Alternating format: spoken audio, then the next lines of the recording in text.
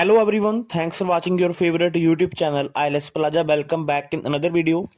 ये जो लिसनिंग है एक्चुअल एग्जाम की लिसनिंग है। इस लिसन की आपने प्रैक्टिस करनी है और प्रैक्टिस करने के बाद अपना जो स्कोर है कमेंट सेक्शन में शेयर कर देना। और रियल एग्जाम में भी आपको इसी लेवल की, इसके आसपास के लेवल की लिसनिंग देखने को मिल सकती है। अगर आपको हमारा वो पीडीएफ नहीं मिला जो हमने टास्क 2 का पीडीएफ आपको प्रोवाइड करवाया था, जहां से टास्क 2 रिपीट हो रहे हैं, तो वो पीडीएफ का लिंक मैंने डिस्क्रिप्शन बॉक्स में डाल दिया है, वहां से आप डाउनलोड कर सकते हैं। और आगे चलकर भी आपको ऐसा ही मटेरियल फ्री में देना है। अगर आपको चाहिए तो चैनल को सब्सक्राइब कर सकते हैं। तो फिर स्टार्ट करते हैं आज की ये वीडियो। लिसनिंग की प्रैक्टिस करो, अपना जो स्कोर है कमेंट सेक्शन में जरूर से शेयर कर देना। Section 1. In this section, you will hear a conversation between a student and a job hunting agent. First look at questions 1 to 10.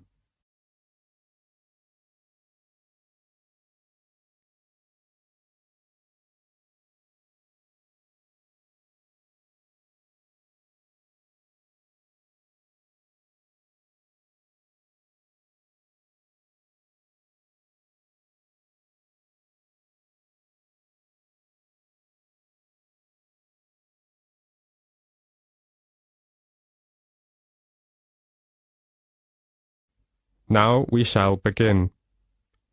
You should answer questions as you listen because you will not hear the recording a second time. Now listen carefully and answer questions 1 to 10. Section 1.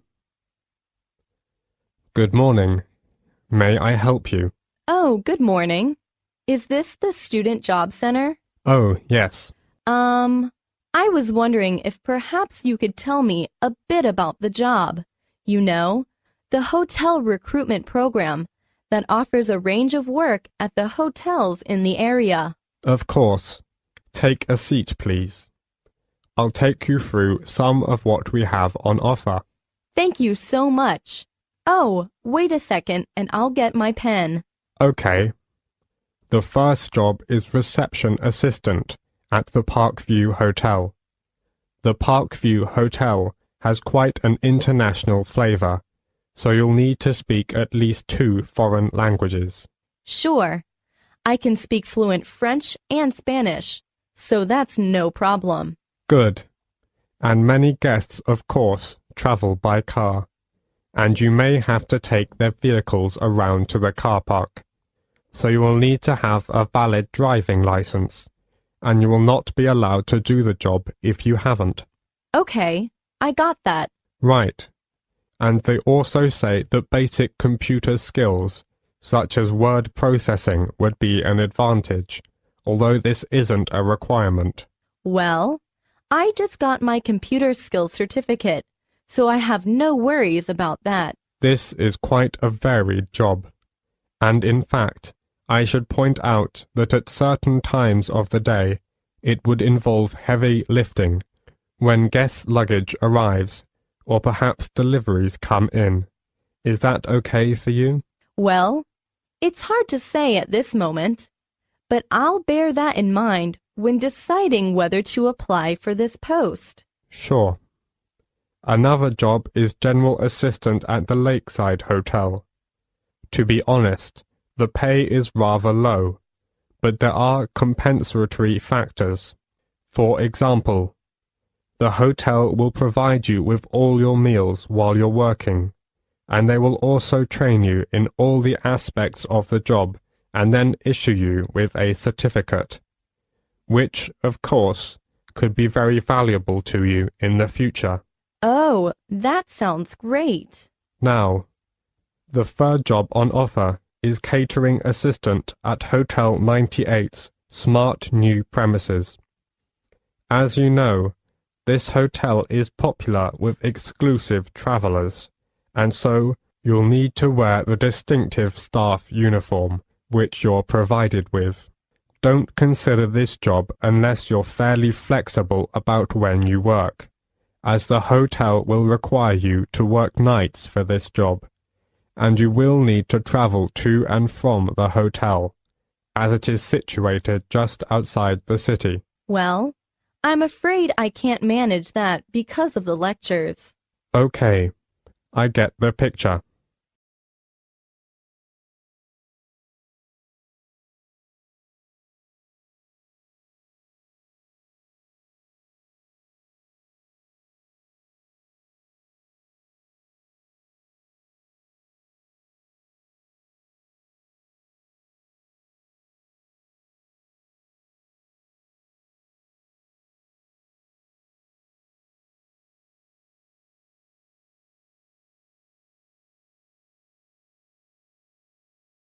So, which one will you prefer?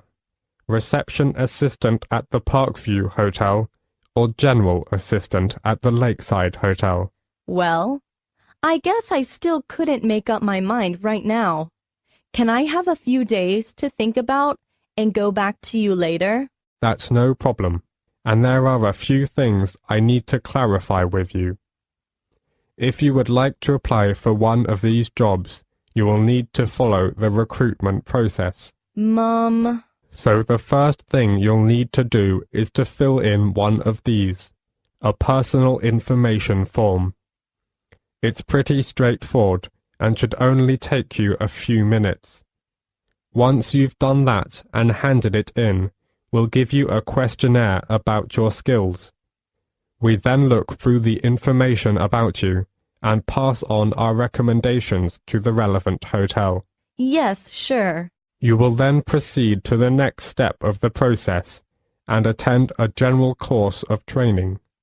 This is designed to be helpful and realistic, so an important part of the course is role-play activities. That sounds interesting. Yes, indeed. And after that, the final step is that you will be contacted by the hotel you're going to work for, and they'll post you a video about themselves and the work involved. Watching this will constitute further and specific training for your job. Oh, yes. I think I'm very clear now. Thank you for helping me. It's a pleasure. Bye. Bye. This is the end of section 1. You now have half a minute to check your answers.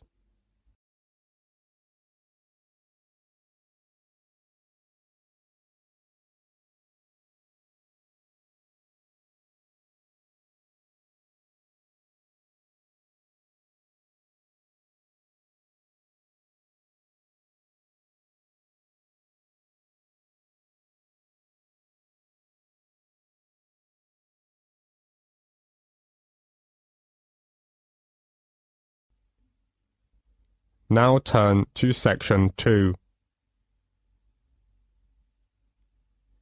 You will hear a doctor from a medical centre giving some information about the centre. As you listen, answer questions 11 to 20. First, you will have some time to look at questions 11 to 14.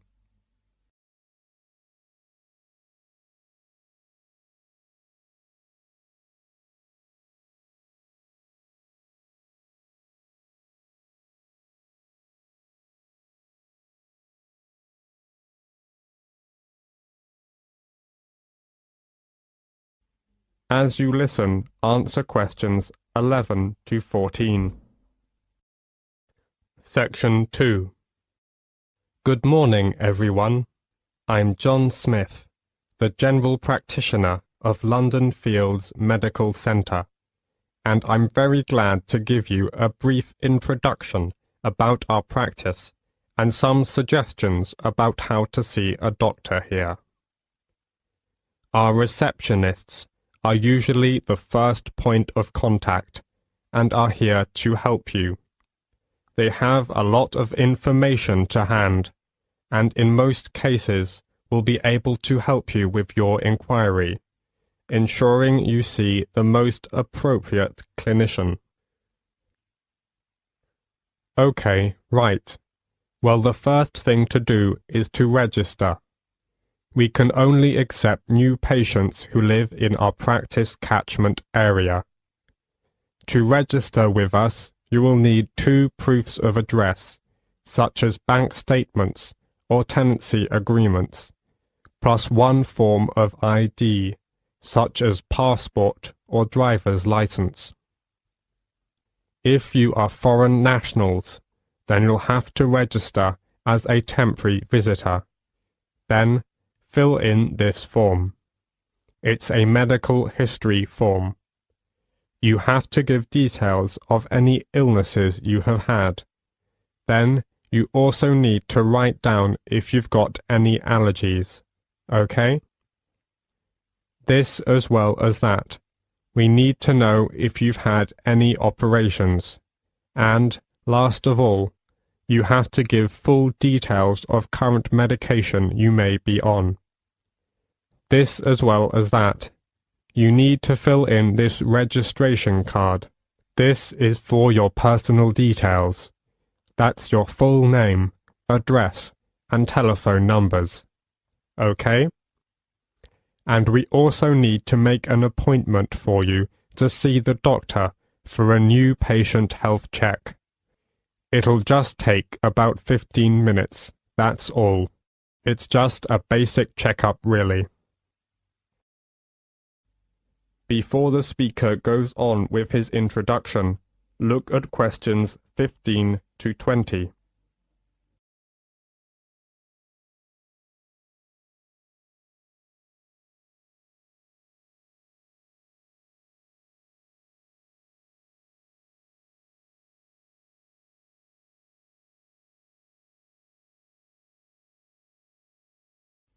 Now listen to the continued talk and answer questions 15 to 20 by choosing the appropriate letters.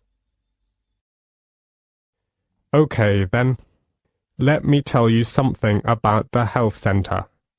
We have 5 GPs here, general practitioners.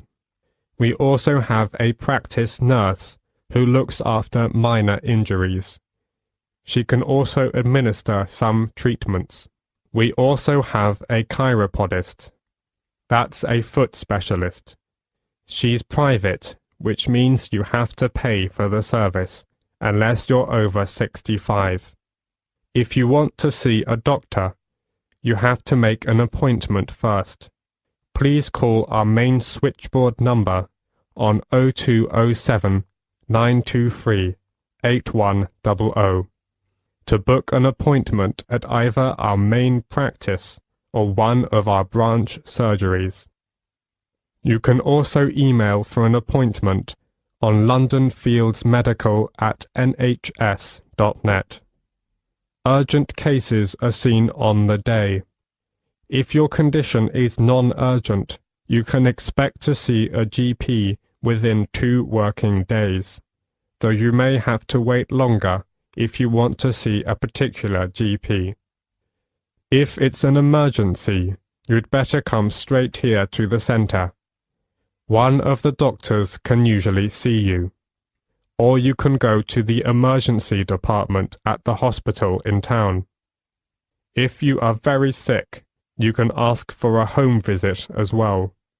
On Friday afternoons, we have an open surgery, which means you can come along and just wait to see a doctor.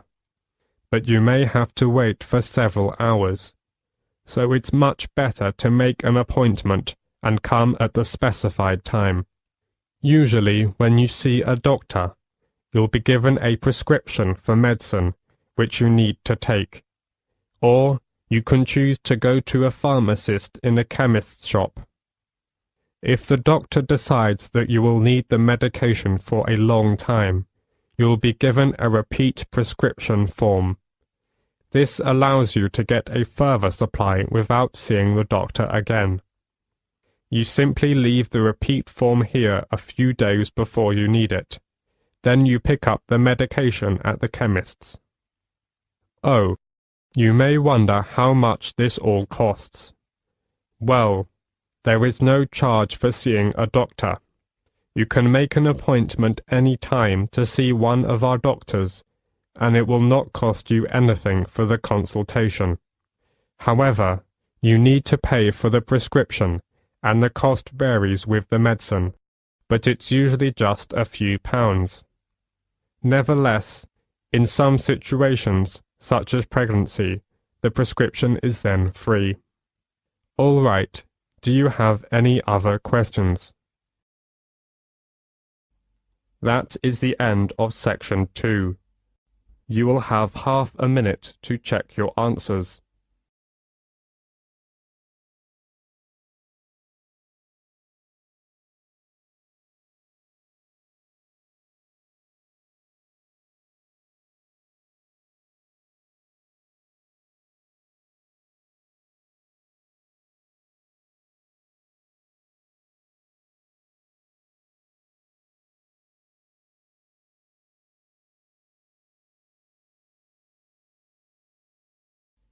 Now turn to section 3.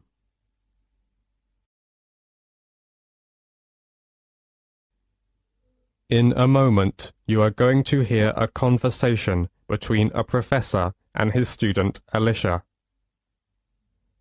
As you listen, answer questions 21 to 30. First, you have some time to look at questions 21 to 30.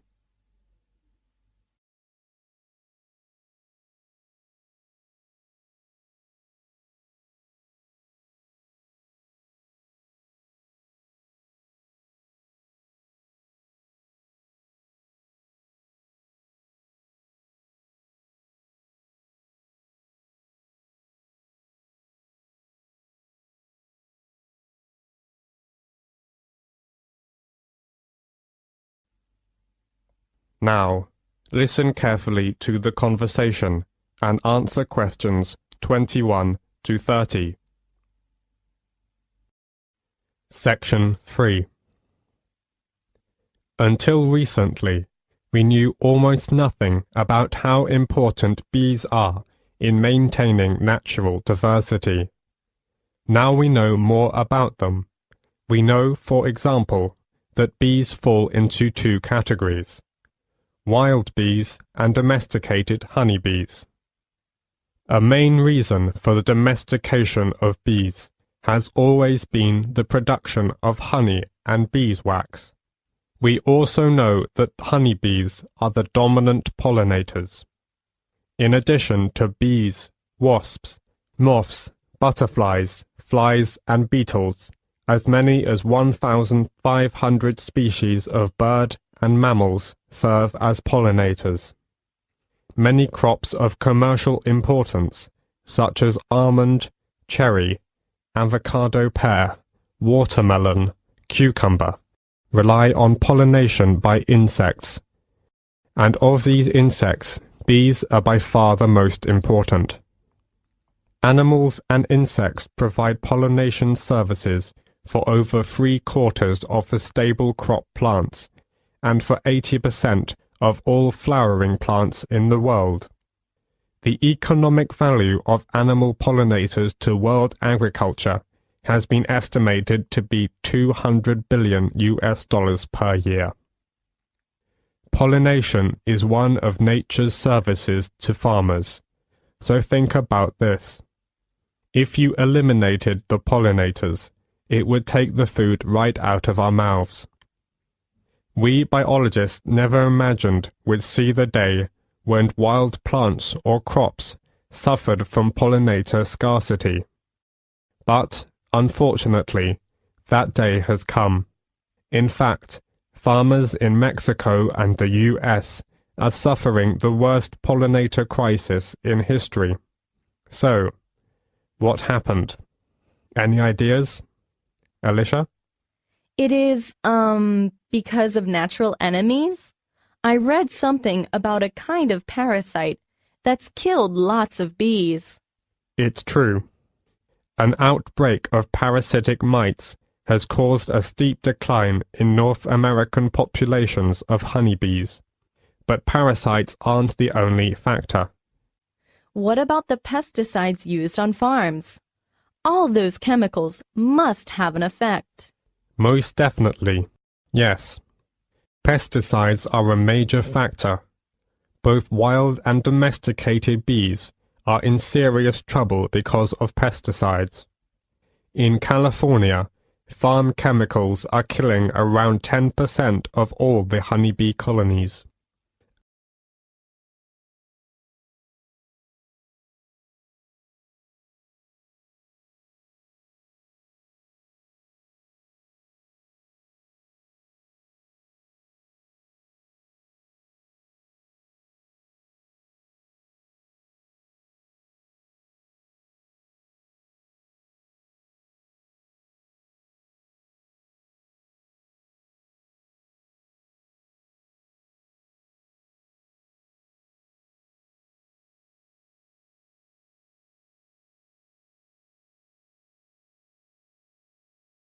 Agriculture in general is part of the problem. Another example is the monarch butterfly, Millions of monarchs from all over the US and southern Canada fly south every year in late summer. The monarch is the only butterfly that returns to a specific site year after year. Unfortunately, the herbicides used in the milkweed in the Great Plains are taking a toll on monarchs, and fewer of them are reaching their winter grounds in Mexico. In a recent field study at Cornell University in the US, it was found that monarch butterfly caterpillars eating corn-toxic pollen blown onto milkweed plants near cornfields had suffered significant adverse effects, leading to death of nearly 20% of the caterpillars. Wow, 20%! That's so tragic. And it's more than that. There are over 1,500 species of butterflies in the Indian subcontinent, but their population is dwindling because of environmental changes. Many man-made environmental changes like deforestation, extension of farming, and unrestricted urbanization are threatening some species of butterflies to extinction by destruction or disturbance of their larval as well as adult food plants, feeding grounds, and shelters. Many of the most spectacular and endangered species have various levels of protection under local legislation. However, there is a major trade in the spectacular tropical species for incorporation in ornaments and souvenirs. The international demand for insects is greater than most people realize. Yes, indeed. I once read an article about another important pollinator, the long-nosed bat. These amazing animals feed on cactus flowers, but they are having a tough time too. Some desert ranchers mistake them for vampire bats, and they've tried to poison them or dynamite the caves where they roost. Yes, we must recognize that pollination is not a free service, and that investment and stewardship are required to protect and sustain it. So what can be done about this situation? Well, wildlife farming, based on sustainable exploiting wild creatures, can help to save endangered species like butterflies and their habitats. Besides, gardeners, orchard growers, farmers, and urban dwellers can switch to more pollinator-friendly organic methods of cultivation to reduce wildlife exposures to insecticides, herbicides, and fungicides. That's right. Actually, the focus on beekeeping needs to change from conventional honey production to crop pollination. That is the end of section 3. You now have half a minute to check your answers.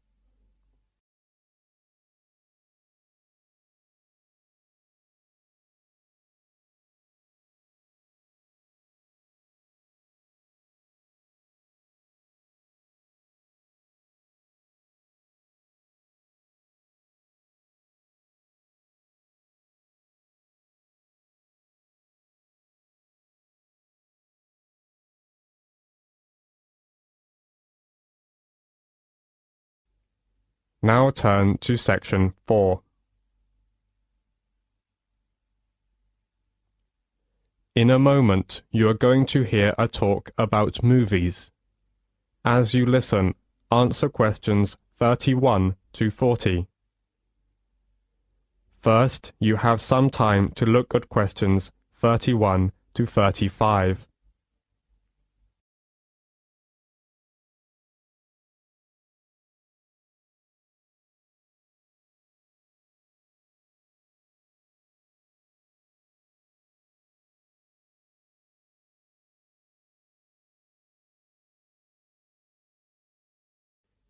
Now, listen carefully to the talk and answer questions 31 to 35.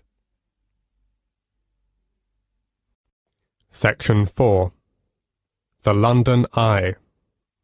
Today I want to focus on some of the major sites that attract tourists to cities, and I am going to begin with the London Eye. The London Eye is London's newest major tourist attraction. It is a huge wheel designed to celebrate the millennium year 2000, so it's also known as the Millennium Wheel. It stands at Millennium Pier on the south bank of River Thames, close to the south end of Westminster Bridge, and within an easy walk of the Houses of Parliament and Big Ben. Though it looks like a huge Ferris wheel, the London Eye is no fairground thrill ride, but a slow and stately way to experience London in a unique way. The London Eye is the UK's most popular paid-for visitor attraction, visited by over 3.5 million people a year. The Eye was built between 1998 and 2000. It seems remarkable that a site that has so quickly become a symbol of modern London has been around for such a short time. It took fully 7 years from start of the design process to create the Eye. It was intended to stand for only a few years, but it proved to be such a popular attraction that the decision was made to make the wheel a permanent feature of the London landscape. The Eye was sponsored by British Airways, and for several years after opening, it was referred to as the British Airways Millennium Wheel. Today the London Eye is under the ownership of the London Eye Company, a subsidiary of Merlin Entertainments Group Company. Constructing the Merlin Entertainments London Eye was a massive challenge. It's the tallest cantilevered observation wheel in the world, rising high above the London skyline at 135 meters. It was a piece of daring innovation and revolutionary design, which combines the best of British design, architecture, and engineering with an exceptional team of experts. Before the talk goes on, you have several seconds to look at questions 36 to 40.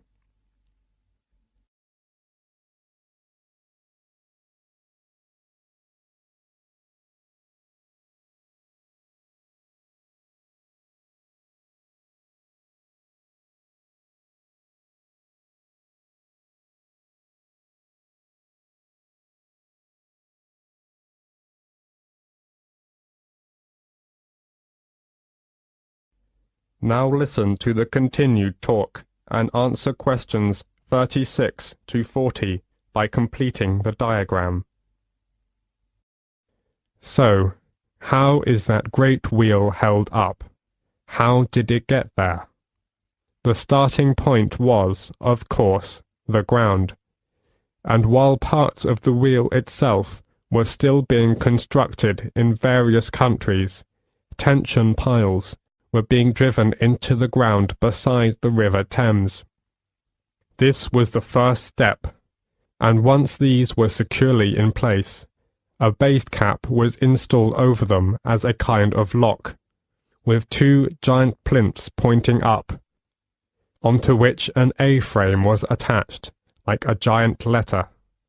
The wheel was supported on huge A-frame legs, made up of 2,200 tons of concrete on 44 concrete piles set 33 meters deep in the earth. All this took many months and incredible effort, but meant that the spindle could be installed, around which the great wheel would turn. The spindle itself was too large to cast as a single piece, so instead was produced in 8 smaller sections. Now the project really was in business, and the vast rim, with spokes like an outsized bicycle wheel, could be brought in. 64 spoke cables, which are similar to bicycle spokes, hold the rim tight to the central spindle, and the view was enhanced by the capsule design. Unlike traditional Ferris wheel designs that you might see at a local fairground, the passenger capsules were not suspended under the wheel. They were set within a circular mounting ring attached to the outside surface of the wheel. What this means in practice is that travellers within the capsule have a full 360-degree panoramic view, unhindered by spokes or wheel struts. And the last thing to be built is the first thing the visitor encounters, the boarding platform laid down underneath. The wheel does not usually stop to take on passengers. The rotation rate is slow enough to allow passengers to walk on and off the moving capsules at ground level. It is, however, stopped to allow disabled or elderly passengers time to embark and disembark safely. That is the end of section 4. Now you have half a minute to check your answers.